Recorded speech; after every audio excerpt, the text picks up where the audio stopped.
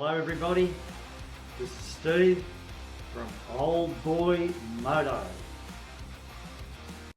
G'day viewers and welcome back to the channel. Today I'm going to do a review on this Indian motorcycle here. I've been the proud owner of this bike for it'll be 10 years. It is actually just gone 10 years. I bought this bike brand new in 2014 and it was the second production year of these brand new Indian motorcycles after Polaris took over. I believe the first model came out in 2013 and they also did a run of special bikes there where they numbered them. I can't remember how many numbers there were actually, there wasn't all that many. So this was the second generation if you like. Most of you know Polaris were already making motorcycles and they did make Victory motorcycles for well over 10 years and they were brilliant bikes. And I personally believe that Polaris cut their teeth on manufacturing motorcycles with Victory. And there was some pretty good bikes there, but they weren't that popular. Obviously never had the name that Indian had. And I guess Polaris saw the writing on the wall. Victory, although they did sell pretty well, weren't going to sell as good as Indian has. Indian's gone from strength to strength. And it's no wonder they're a good bike. And they do rival, obviously, the other big American brand, which is Harley Davidson. The reason I bought this bike is I had 3 or 4 different model Harleys, and although I like Harleys and I still own a Harley Dyna lowrider which I really love, but they're a different kettle of fish, these things. These things you know, they've got a one-hole engine where the oil runs through the it lubricates the engine and transmission and your clutch and everything else like that. So I found that fantastic. You know, you've only got to worry about one hole and one oil change, which has been really good owning it that way. The other thing I like about it, there's not as much vibration. They're a much more refined engine. There's a Harley tends to rattle, well, not these days, they used to, tends to rattle and shake. And that was part of the allure of Harley, obviously. A lot of people like that, and I don't mind it, but this one, you know, there's not that much vibration. You still get that little bit of vibration. You know you got a V-twin under you, but it's nowhere near the vibration you get from a Harley. They're a much more refined thing. This one here rides like a Cadillac.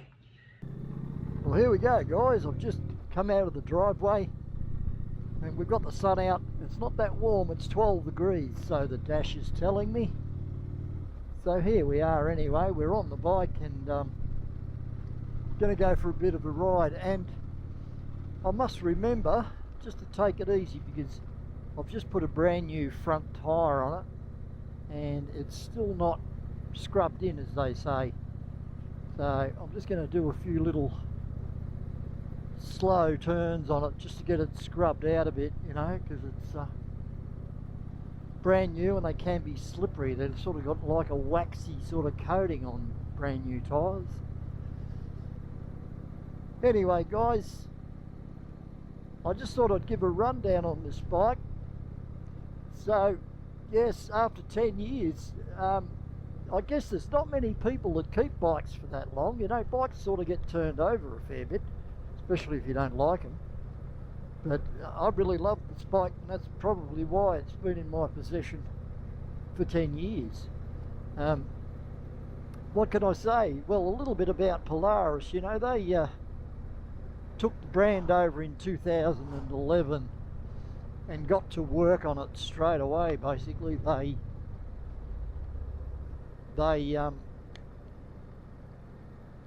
fired it up, they shut down Victory and they fired Indian up and went about designing a whole new engine and a whole new concept, I guess, of the bike. The bikes have always looked a bit similar, these classics have, like the Indians nowadays, they're designed, you know, a lot of them look a little bit like Harleys, unfortunately, which I don't like. But this bike here has that classic Indian styling with the valiant guards and so forth, which I'm not a really big fan of, but I really did like it back in 2014 when they brought it out, because it was different, you know. But I do still like it. I like, you know, my bikes with chrome on them and the traditional style American V twin cruiser. And you know, it was an instant hit. Obviously, it soon as before they hit the market, you know, the advertising was unbelievable. They did a lot of advertising, and in 2013 they introduced the first of these models. It didn't take them long, 2 years, to get everything up and running, and they produced the first 111 models, which were numbered and sold to lucky owners, because they're collector's items now. Obviously they command a pretty good price. I waited because you know, I'm well aware of what happens when manufacturers come out with a new product and put it out there. There can be all sorts of issues, and you know, I was a bit skittish at the start, but you know, after that 2013 production run, they put them out and people were raving about how good they were. Word soon got out that they were pretty bulletproof bikes, you know. And I'm aware that Indian did exhaustive testing on these. They put millions, and I'm serious, they put millions of kilometres on these bikes before they released them in 2013. When I bought this one in Melbourne, I was talking to Scott, who was the salesman that sold me this bike, and he was lucky enough to be one of the people to travel to America. An Indian motorcycle gave him a bike and said, ride it till the wheels fall off, and he did. And he brought back some pretty good reports, you know, about the reliability and how comfortable and everything else they were, and didn't take much convincing, because when I went down and saw the bike, I'd ridden my Road King down to Melbourne, and went in and I thought, I'll just have a look at these new Indians and see what I think. I was taken aback straight away on how, you know, well put together they were and how good they looked in the flesh. And he said to me, well, look, you know, you can go for a test ride if you like. And I said, yeah, I wouldn't mind. I said, but look, you know, I said, I'm well aware that a couple of hours in the city isn't really going to tell me much about what this bike's about, you know. And he said, that's fine. He said, I'll talk to the boss. Where do you live? And I said, I live in northeast Victoria, which is 3 hours ride away. He said, really? He said, okay, I'll let him know that. Anyway, he came back out and he said, look, Steve, he said, we don't normally do this. He said, but if you want to leave your Road King here and take the bike, we'll let you keep it for a week and have a ride around. You can ride it back to northeast Victoria.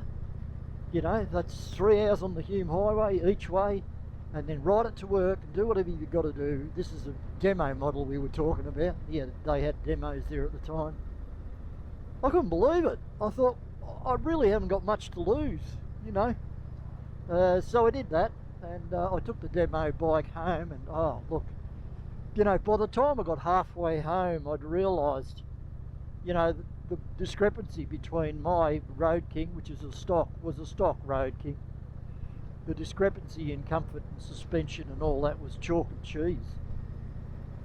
And I rode the bike back a week later, and you know, it was history. I had to buy it. They gave me a good deal on the Harley, excellent deal on the Harley, and I swapped it over for a brand new Indian and never looked back. Never looked back, really. Anyway, a bit about the bike. I just pulled over here because I forgot to strap up my helmet. It was a silly thing to do. I've just come out of the car park there, and that's where I find the bike, you know, a little bit cumbersome. It's because of my age, I guess, that I'm just getting a little bit weaker. You know, I do a lot of work on myself. I do gym sessions and I walk a lot. I can still handle this thing, no problem. I could probably keep riding it for another 5-6 years. But I like to enjoy my ride, so I don't want to work too hard. It's like anybody. Okay, so a bit about this 2014 Indian Chieftain, which I might say I got it wrong before previously. I've actually done 58,128 kilometres to be precise. And I must say it's all been pretty enjoyable. What I'm sitting on is a 49-degree air-cooled V-twin with a dry sump and down-firing pipes.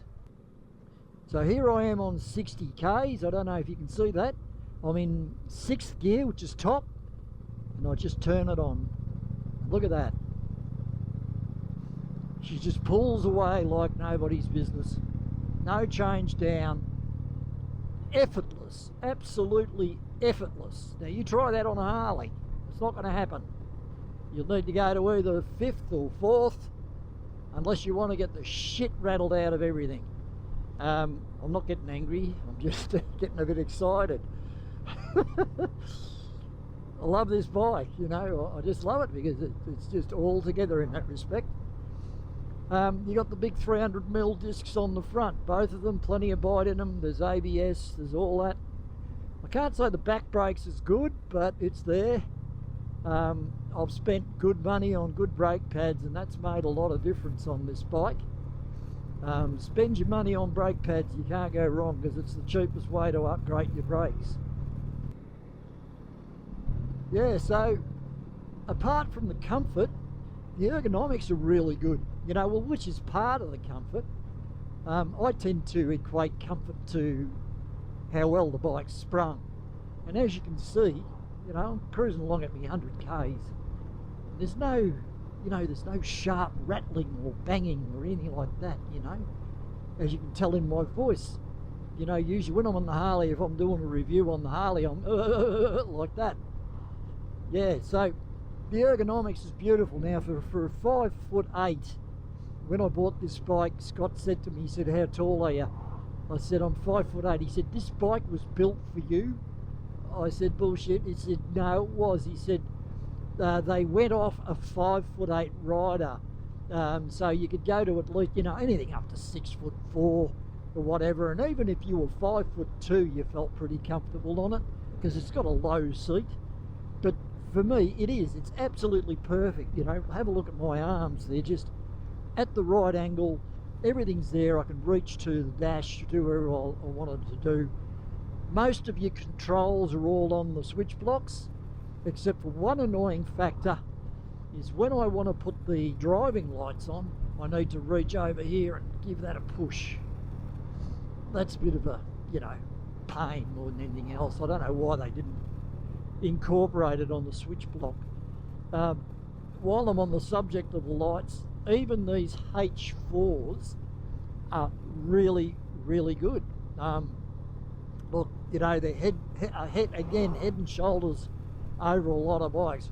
What I did was I bought the best H4 globe that I could, and it turned out to be something called a Michiba, made in Japan, and it's a blue coloured globe, and it's LED. It looks like an LED, but it's not, and it gives off a white light, and it improved that yellowy looking light, you know, by miles. And honestly, I wouldn't even bother doing an upgrade to an LED light on this bike because the lights are that good.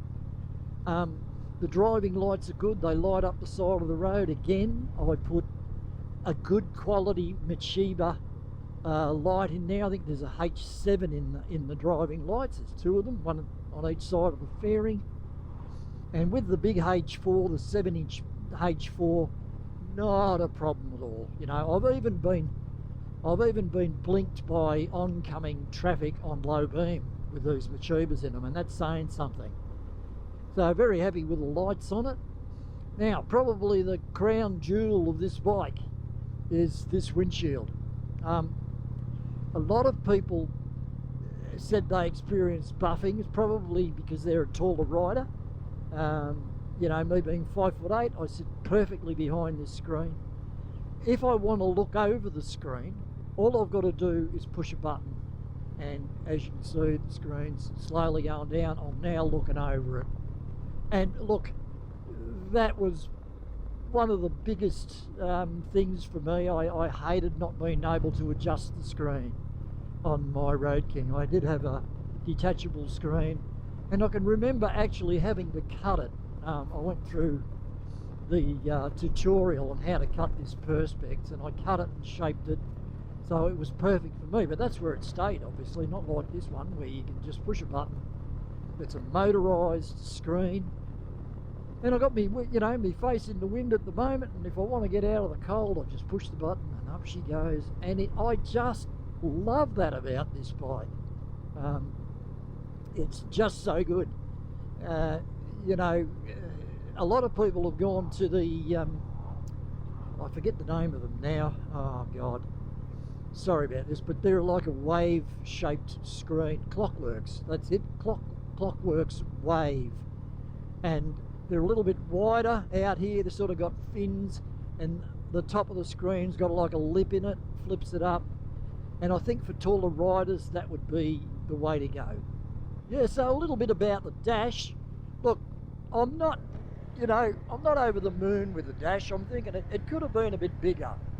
I got bifocals on myself today, these sunglasses, and so I tend to use the bifocal part of the sunglasses to have a look at it, because it's just bloody too small for my eyes. It's all there on the dash and all that, you know, like the Speedo's a traditional type Speedo, but the numbers are small, you know. Same on the other side with the rev counter. You know, it's really hard for me to see unless I use my bifocals, which is fine if you've got glasses like this. The dash in these older bikes was fairly simple. You know, you can run through your tyre pressures. This one's got tyre pressures. I can see now I've got 38 in the front and 46 in the rear, which is perfect. The range is 151, which is I've got about a little bit under half a tank there. I can see it easily. Flip it over, you've got your engine oil, and it tells you when you need an oil change. You've got your kilometres there all the time, you've got your temperature and the hours. This bike's done 784.6 hours, and the oil's still 82%. That's how they gauge it. Once you get down to zero, time to change the oil. Gives you average speed, it gives you your voltage. What else does it give you? Then it goes to a blank screen. Then it gives you trip 1, trip 2,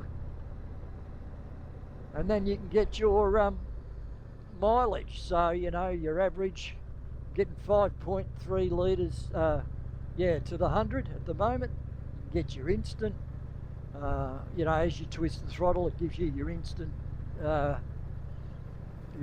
numbers on what you're using.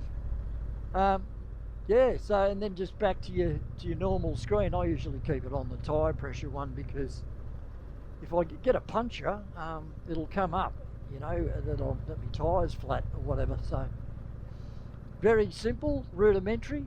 Now there's another control here on the switch block for your radio, and which I don't go anywhere near. What a useless thing to put on a bike, a bloody radio. You know, it's got Bluetooth connectivity, and now that it's 10 years old, I mean, it's all, you know, it's all superseded. We've got what we call, you know, Bluetooth headsets now, you know, that connect straight to your mobile phone, and it's just, you got it in the helmet. You know, you just don't need it on the bike unless you want to let everybody know what you're listening to. I don't need to attract that much attention, so I've never used it. You know, really, I just have never used the radio. I find it silly, you know, to be blasting down the road with all this music going on. But anyway, that's just me. Some people like it. Righto, back up to 100 k's and just cruising. Loving this day. It's actually 14 degrees now, not too bad. We're actually on the Ovens Highway heading to Bright, but I'll do a turn off probably pretty soon. Alright, so back to the bike. What do I like? what else do I like about it? Well, the panniers. I like the panniers on this thing. There's plenty of room in them. These are electrically locking panniers, and you can lock them from your little button on the tank, or there's also a button on your fob, so if you're walking away and you forgot to lock your panniers, you just hit the button and they lock. Pretty good thing. And having said that, they're like any other pannier. If people want to get into them, all they've got to do is rip the top off them. So, but anyway, you know, they're lockable panniers remotely. So they're quite good, and the size of them are very good. I'm not quite sure what literage they are, but they're a good shape and there's plenty of room in there. There's actually a charging point in one of the panniers on the right hand side, which is really handy. You know, I put a double adapter in there and I can charge my phone, and well, I've got one here as well on the dash, but you can charge other items in your bag while you're driving, which is good. You know, it's a really good, comfortable touring bike. You know, with the sissy bar setup and the rack on there, you know, you can carry whatever you want. If you're on your own, you can load the seat up as well. All you got to do is keep an eye on your suspension, your rear suspension, when you're loading it up, is just to have a look at your manual. I've pretty much memorised what I need to do, you know, when I pump that little air pressure up in that Fox shock. And it's just really, really good. It's just a comfortable ride no matter what you're carrying on it. Yeah, so the saddle. Now the saddle's an odd looking thing. When you look at them, they look like a horse saddle, you know, and I thought, gee, I wonder what that's going to be like, you know, you know, when I first saw it. But, you know, when I got on the highway, that first initial run I did up the highway, it didn't take me long to get used to it. It sort of separates you a little bit, but your feet then fall flat onto the running boards, which are just, you know, so spacious. Have a look at the size of them, you know. I've got a mate who's got a street glide, and we measured them up, and this one, these, like his, were 3/4 of the size of this, like just so small compared to these ones. You can move your feet right up or right back. They're beautiful and comfortable, the footboards on this.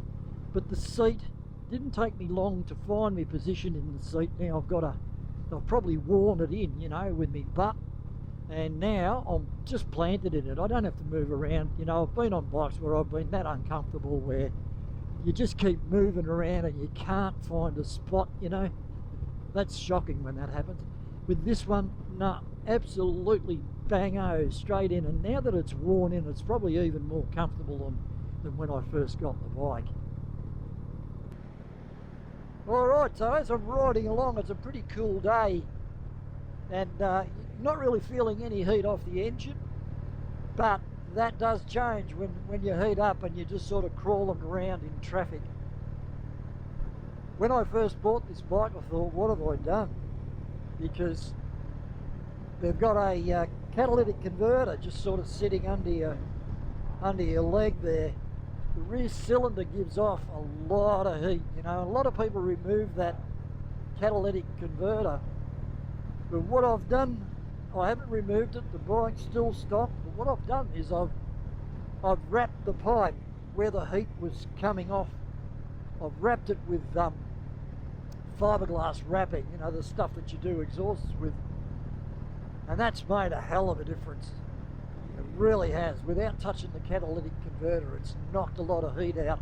Most of it just drifts from the catalytic converter up your leg, you know, and there was some days there before I did the wrapping on it that I thought I could fry an egg on my leg, or my jeans were going to catch fire. That's how bad it could be on a really stinking hot day, obviously. It takes a very hot day for it to be bad like that.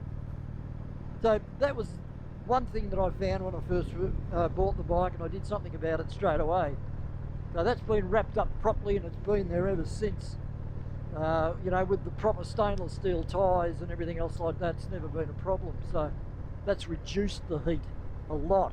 You'll always get a bit of heat off these engines. There's nothing you can do.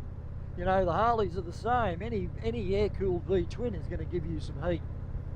but it was particularly brutal on this one without that wrapping.